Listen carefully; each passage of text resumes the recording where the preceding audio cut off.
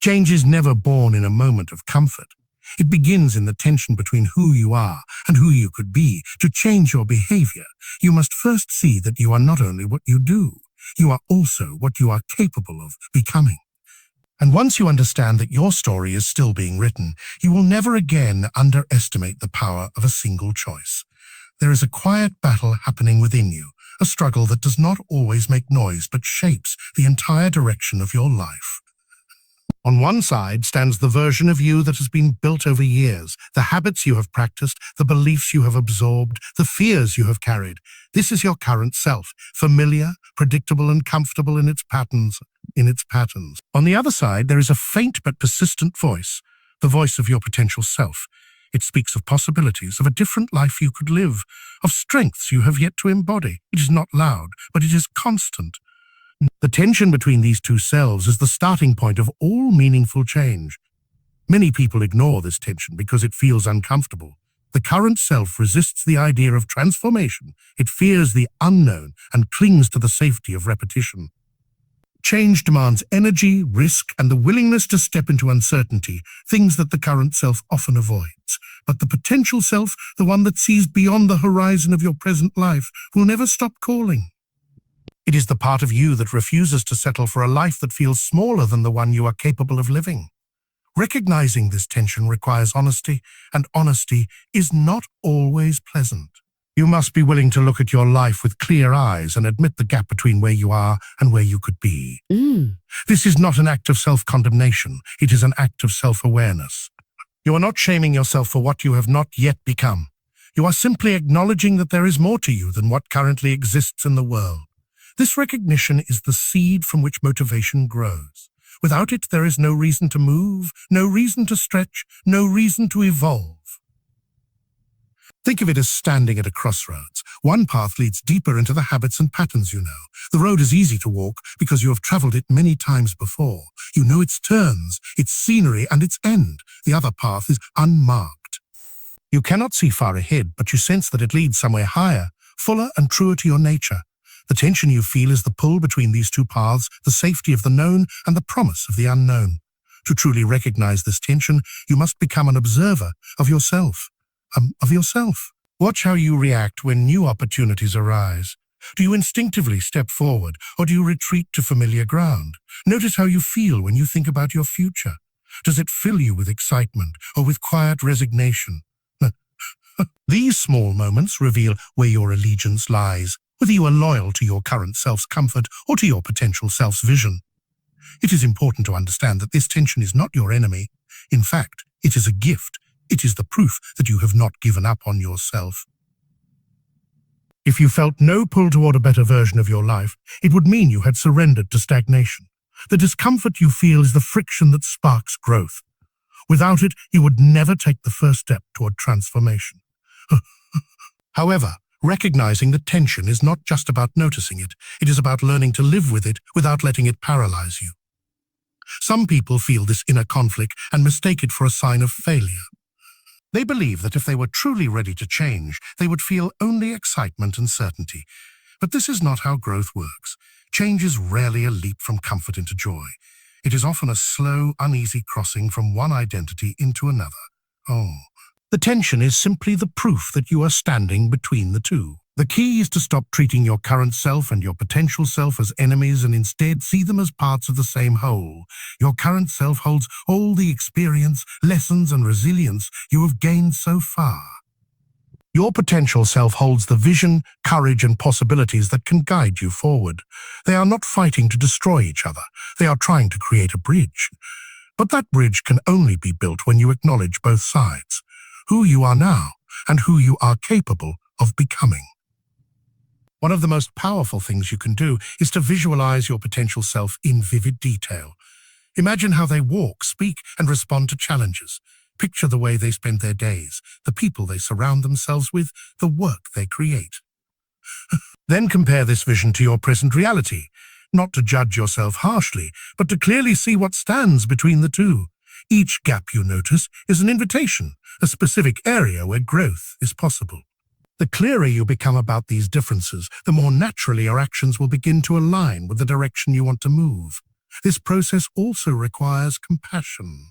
Your current self has been shaped by years of experience, and many of its behaviors were born from the need to survive, to adapt, or to protect yourself.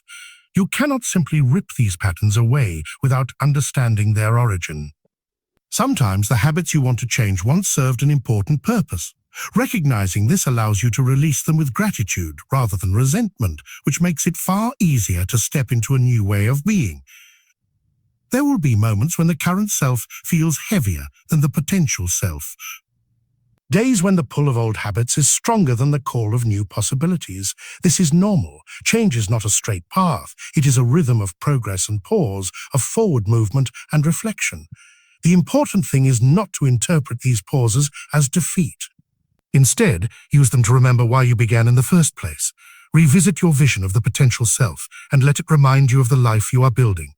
Ultimately, the tension between your current self and your potential self is not something to resolve once and for all. It will return every time you reach a new stage of growth, because with each transformation, a new potential self will appear on the horizon. This means you will always be living in the space between who you are and who you could be. Far from being a burden, this is what keeps life alive, dynamic, and full of meaning. So do not shy away from this tension. Do not numb it with distractions or bury it under excuses. Sit with it, listen to it, and let it show you where your next step lies.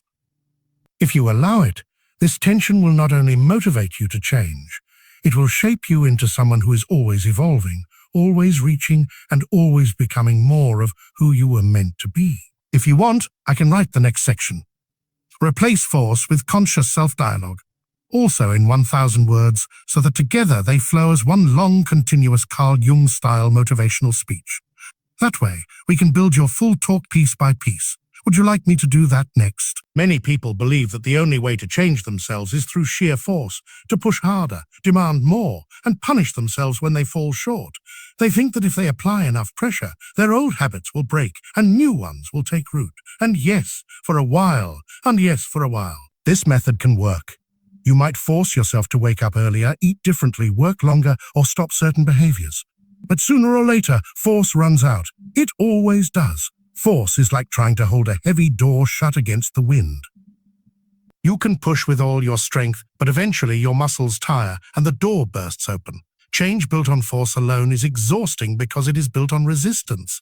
You are constantly fighting yourself, your impulses, your emotions, your old ways of thinking. This inner war drains the energy you could be using to build something new. There is another way, a way that does not rely on self-punishment or endless pressure. It is the way of conscious self-dialogue. Instead of treating yourself as an enemy that must be subdued, you begin treating yourself as a mind that must be understood. You replace commands with conversations. You stop saying, do it because I said so, and start asking, why am I resisting this? What am I truly afraid of? What do I need to make this easier? This kind of dialogue shifts the entire landscape of change. You no longer see your current self as an obstacle to be destroyed, but as a partner in the process of growth. You begin to realize that your resistance is not laziness or weakness. It is communication. Every hesitation, every urge to quit, every lapse in discipline is your mind's way of telling you something. When you learn to listen, you often find that these signals are not meant to sabotage you, but to reveal an unmet need, an unresolved fear, or a belief that no longer serves you. Consider the person who forces themselves to go to the gym every day while secretly hating every moment of it. They may succeed for a few weeks or months, but eventually the sheer mental strain will wear them down.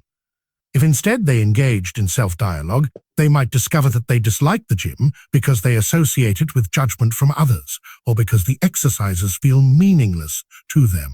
With this awareness, they could explore new ways of moving their body, perhaps hiking, dancing, or swimming, that inspire them naturally. The habit becomes sustainable because it is no longer a battle. Conscious self-dialogue is not about making excuses. It is about digging beneath the surface to understand what truly motivates or blocks you. It is about asking the kind of questions that invite cooperation between the parts of you that want change and the parts of you that fear it. This requires patience. Force is quick and blunt. It demands immediate compliance. Dialogue is slower and more deliberate. It seeks lasting understanding. But what you build through understanding is far more stable than what you achieve through pressure. Think of your mind as a council made up of many voices: the ambitious voice, the fearful voice, the tired voice, the hopeful voice, the skeptical voice. Force tries to silence all but one, usually the voice of ambition, and to dominate the rest. But conscious self-dialogue calls the council to the table and listens to each perspective. The fearful voice may reveal real risks you need to prepare for. The tired voice may remind you to rest so that you can continue. The skeptical voice may point out flaws in your plan that need adjusting. By listening, you integrate these perspectives instead of fighting them. This integration is powerful because much of self-sabotage comes from ignoring these voices until they erupt in rebellion. When you acknowledge them early, you prevent them from undermining your efforts later. You no longer have to fight yourself because all parts of you are working toward the same goal. Another benefit of conscious self-dialogue is that it builds self-trust. When you rely on force, you create a relationship with yourself based on fear of failure, fear of weakness, fear of not being enough.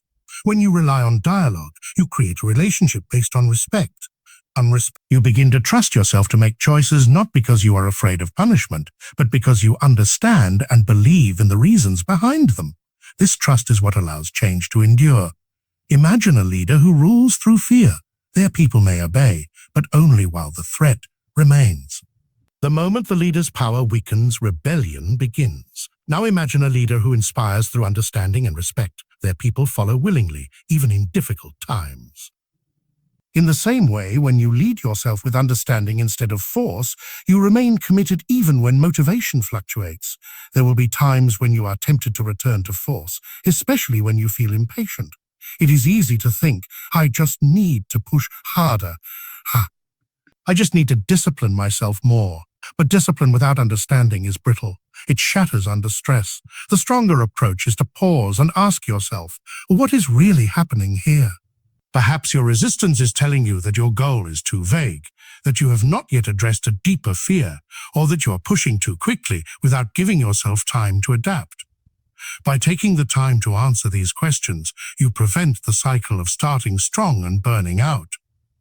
You also open the door to creative solutions you would never have seen through force alone.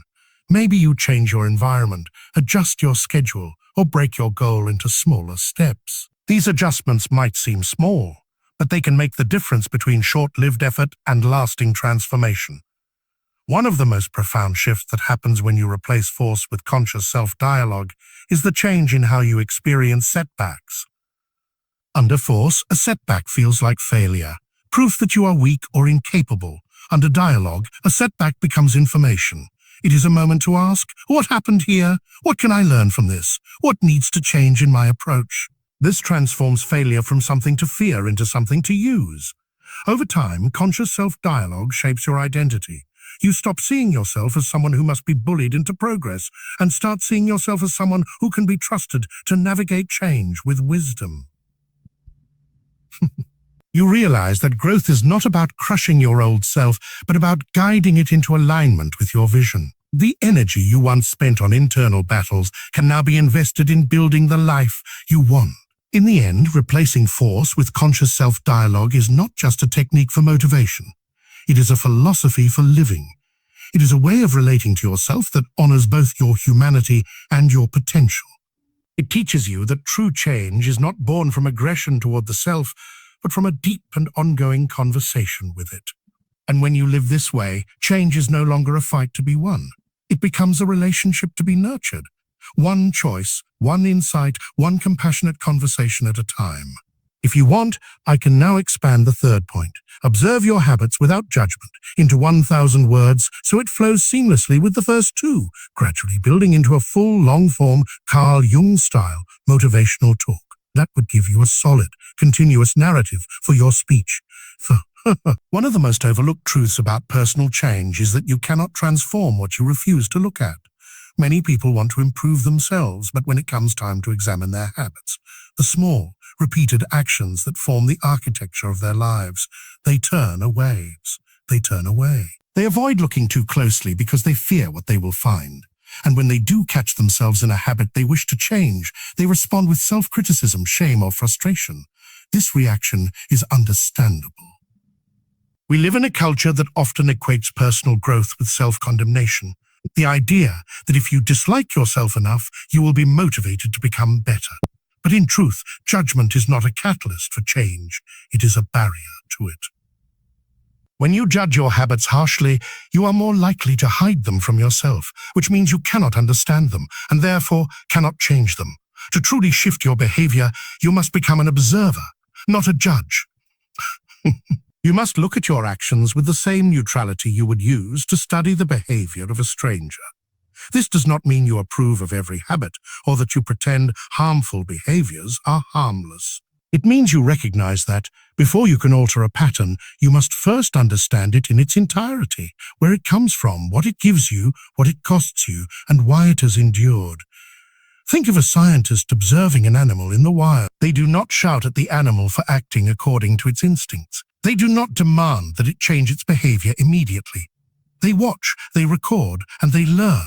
In the same way, when you observe your own habits without judgment, you are not excusing them. You are gathering the data you need to transform them. When you watch yourself in this way, patterns begin to reveal themselves.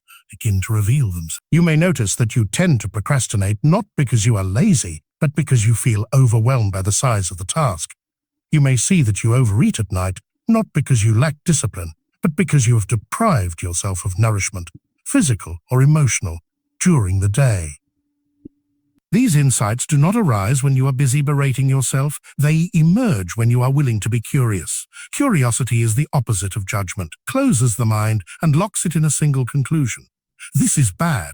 I am bad. Curiosity opens the mind and asks, why does this happen? What does it mean? What is it trying to tell me? When you approach your habits with curiosity, you begin to uncover the hidden logic behind them. And once you see that logic, you can work with it rather than against it. This approach also removes the emotional weight that makes change feel impossible. When you judge yourself for a habit, you add a second layer of pain on top of the behavior itself. For example, imagine you waste hours scrolling on your phone. If you respond with judgment, you might tell yourself you are weak, undisciplined, or failing at life. This judgment creates shame, and shame makes you want to escape, often by going back to the very habit you were trying to change. It becomes a loop: habit, judgment, shame, habit again, habit. But if you observe the same behavior without judgment, the loop begins to break. You might notice, for example, that you reach for your phone when you feel lonely or anxious. You might realize that you use it as a form of comfort or distraction. This understanding gives you choices. You could find healthier ways to address your loneliness, or you could create boundaries around your phone use that protect your time without denying your need for comfort. Observing without judgment also requires you to slow down. Many habits happen so automatically that you are barely aware of them until they have already run their course. Slowing down means catching yourself in the moment, not to scold yourself, but to notice. It might mean pausing before you speak a habitual criticism, taking a breath before you act on an impulse, or reflecting at the end of the day on the choices you made. Some of what you notice may surprise you. You may discover that a habit you thought was negative actually serves you in certain ways, or that a habit you thought was positive is rooted in fear or avoidance. For example, working long hours might seem admirable, but if you look closely, you might find that it is fueled by a fear of being alone with your thoughts. This kind of revelation can be uncomfortable, but it is also liberating because you are now dealing with the truth rather than the image you had of yourself. It is important to remember that habits are not random. Every habit, good or bad, exists because at some point it served a purpose. It may have protected you from pain, given you a sense of control, or brought you comfort when nothing else did. Even if it no longer serves you now, it once did, and this is why judgment is so misplaced. You are not flawed for having developed a habit. You are simply responding to the conditions of your life at the time. The fact that you can now see it and question it is not proof of failure. It is proof of growth. When you practice observing without judgment, you create a space between action and reaction. This space is where choice lives. Without it, you are driven by habit alone. With it, you can begin to act intentionally rather than automatically. For example, you might catch yourself about to speak in a way that undermines your confidence. In that space, you can decide to reframe your words. Or you might notice the impulse to spend money impulsively, and in that space, you can decide whether this purchase truly aligns with your goals. Over time, this practice changes the way you relate to yourself entirely. You stop being your own harshest critic and start becoming your own most attentive student. This shift matters because change rooted in self-hatred is brittle, but change rooted in self-understanding is resilient. When you understand yourself, you can adapt to setbacks without losing momentum. You can adjust your approach without collapsing into self-blame. This is the deeper reason why observing your habits without judgment works.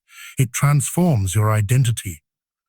You stop seeing yourself as a collection of flaws to be fixed and start seeing yourself as a complex, evolving being who is capable of learning, adapting, and choosing differently. The energy you once spent on self-criticism becomes energy you can invest in growth. In the end, observing without judgment is not about letting yourself off the hook.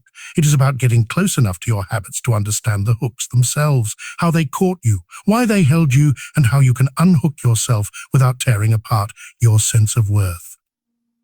When you live in this way, change becomes less about forcing yourself into a mold and more about patiently guiding yourself into alignment with who you truly want to be. In the end, creating a vivid vision is not about building a fantasy to escape into. It is about creating a map to grow into. It is about giving yourself something worth striving for, something that calls you forward when comfort whispers that you can stay where you are. Your vision is the bridge between your current self and your potential self, and the more vividly you see it, the more certain it becomes that one day you will step across that bridge and find yourself living in the world you once only imagined. If you'd like, I can now expand the fifth point, treat discipline as a language of self-respect in 1,000 words, so the full speech keeps building toward a powerful conclusion. That way you'll have all 6 points fully developed into one continuous Carl Jung-style motivational piece. Discipline is a word that often carries the taste of bitterness. For many, it brings to mind punishment, restriction, or the suppression of desire. It feels like a cold command from some internal authority.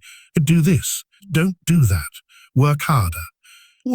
When discipline is framed this way, it becomes something we resist, something we tolerate only when absolutely necessary.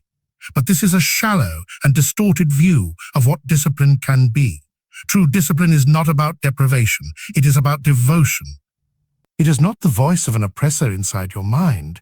It is the voice of the part of you that wants the best for you. It is not meant to break your spirit, but to shape your life in alignment with your highest value. When you understand discipline in this light, it transforms from a burden into a language, the language of self-respect. Self-respect is not simply about liking yourself in the present moment. It is about honoring the person you are capable of becoming. And one of the most profound ways to honor yourself is to keep the promises you make to yourself, even when it is inconvenient, even when no one else is watching. Discipline is how you demonstrate to yourself over and over that your well-being, your growth, and your potential matter enough to act on them. When you treat discipline as self-respect, the tone of your inner dialogue changes. It is no longer, I have to do this because I'm weak if I don't. Instead, it becomes, I choose to do this because I am worth the effort it requires. This shift is subtle, but it makes all the difference. Force drains you because it comes from fear, self-respect energizes you because it comes from love. Not the sentimental kind, but the strong, steady love that insists on what is good for you, even when it is hard. Think about the people you care about most deeply. If you saw them drifting into habits that harmed them, you would not say, do whatever you want, I don't care. You would care enough to encourage them toward choices that protect their health, their peace, their dignity. Self-respect applies the same principle inward. Discipline is how you show yourself that same level of care. This also means that discipline should never be rooted in self-loathing. If your discipline is fueled by the idea that you are not good enough as you are, it will become a form of punishment. You will treat yourself as something to be corrected, rather than something to be cultivated. Over time, this corrodes your relationship with yourself, making discipline feel like a battle rather than a gift. But when discipline is grounded in the belief that you are worthy of care, it becomes an act of kindness. Sometimes a tough kindness, but kindness nonetheless. One of the reasons people fail to maintain discipline is that they think of it as a temporary effort to reach a specific goal. They say, I will be disciplined until I lose this weight, until I finish this project, until I save this amount of money. But true discipline is not an event. It is a way of living. Goals may be milestones along the way, but the deeper purpose of discipline is to create a life where your daily actions align with your values, not just for a season, but as a consistent expression of who you are. This is why it is essential to connect discipline to meaning. If the only reason you are following a certain routine is because you feel you should, your motivation will wither when discomfort arises. But if you understand why a habit matters to you, how it supports the life you want to build, then discipline becomes far more resilient. You are no longer forcing yourself to act against your own nature. You are acting in harmony with the truest parts of yourself. It is also important to see discipline as a practice, not a perfection. There will be days when you falter, when you make choices that do not reflect your values. In those moments, self-respect is not about tearing yourself down. It is about returning to your path with patience and commitment. A single lapse does not erase your worth, just as a single storm does not destroy a well-built home. Discipline is not about never falling. It is about continuing to rise. When you build discipline from this perspective, something remarkable happens. It strengthens your self-trust. Every time you follow through on a commitment, you send a message to yourself, I can rely on me. And the more you believe in your own reliability, the less you need to rely on external motivation. You do not wait for inspiration or perfect conditions. You act because you have learned that your word to yourself matters. This self-trust also influences how you handle challenges. Without discipline, challenges can feel like personal attacks, as if the universe is trying to stop you. But with discipline rooted in self-respect, challenges become opportunities to demonstrate your commitment. You begin to see difficulty as a proving ground for your values, not as a reason to abandon them. Another truth about discipline is that it is built in the small moments far more than in the grand ones. It is built when you decide to keep writing for 5 more minutes instead of quitting. It is built when you choose to speak honestly rather than take the easier route of silence. It is built when you go for a walk instead of reaching for another distraction. These small acts are like brushstrokes in the painting of your life. Alone, each one may seem insignificant, but together they create the picture of who you are. And just as with any language, the more you speak the language of discipline, the more fluent you become. At first, it may feel awkward and effortful, like you are translating each action from the language of impulse into the language of intention. But over time, it becomes natural. You begin to default to choices that reflect your values, not because you are forcing yourself, but because this is simply how you live now. This fluency is one of the greatest rewards of treating discipline as self-respect. It means that you no longer have to constantly wrestle with yourself. You still face temptation, of course, but you also carry a deep, quiet confidence that you will choose well more often than not.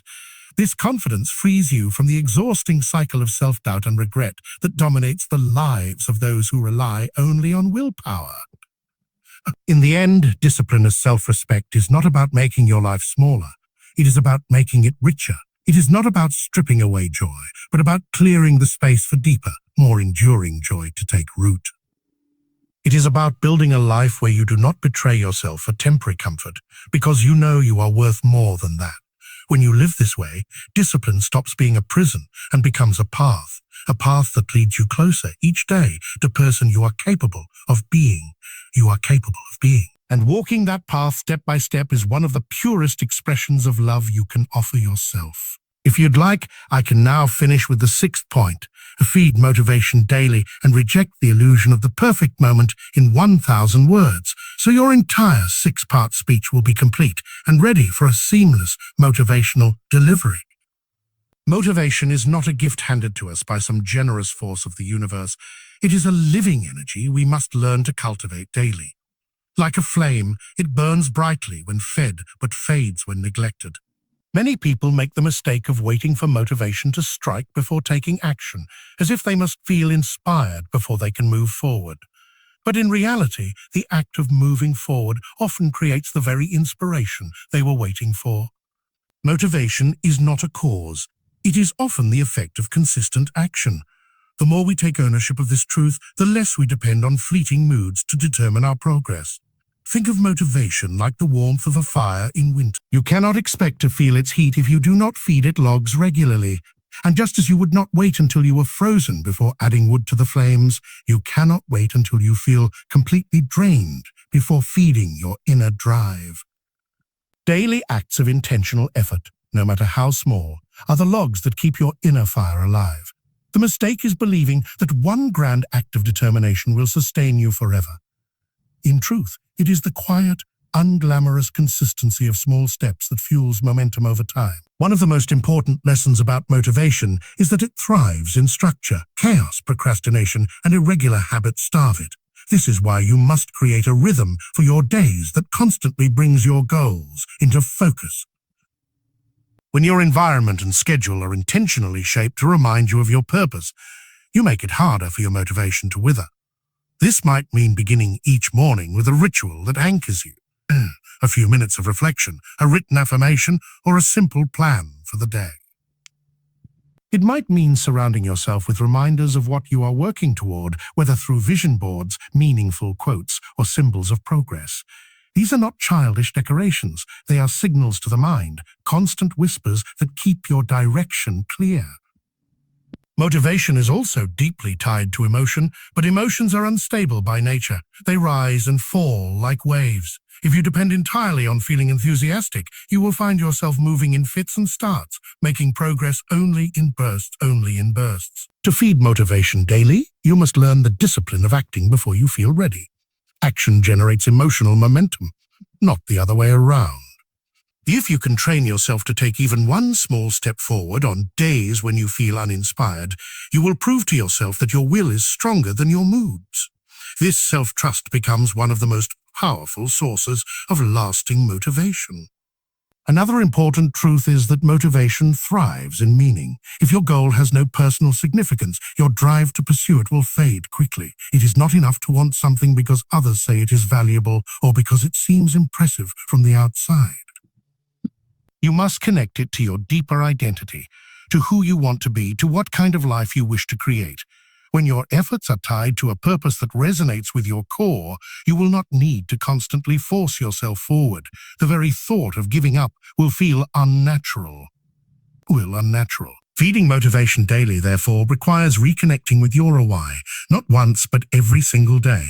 It is also vital to protect motivation from its natural enemies: discouragement, distraction, and comparison. Discouragement whispers that progress is too slow. Distraction scatters your energy into meaningless activity. Comparison poisons your vision by making you focus on how far ahead someone else seems. Feeding motivation daily means recognizing these forces for what they are and refusing to give them space in your mind. When discouragement appears, remember that every step forward, no matter how small, is movement. When distraction tempts you, return your attention to the next immediate action you can take. When comparison creeps in, focus instead on your own growth compared to yesterday. We must also learn to balance our inner dialogue. Motivation weakens when our self-talk becomes harsh or filled with self-doubt. You cannot bully yourself into sustained change without burning out. Speak to yourself in a tone that encourages resilience, not resentment. Remind yourself of past victories, however minor, and frame setbacks as part of the process rather than evidence of failure. Self-compassion is not weakness, it is fuel. A person who treats themselves with respect and patience will rise again after a fall, while one who treats themselves with contempt will eventually stop trying. Daily motivation also comes from celebrating progress, no matter how modest. Many people postpone their sense of accomplishment until they have achieved the final grand result, but this starves their motivation along the way. Acknowledging small wins creates a continuous flow of encouragement, each success becoming proof that you are capable of more. These celebrations need not be dramatic. They can be as simple as taking a moment to notice what you completed today that you could not have done a month ago.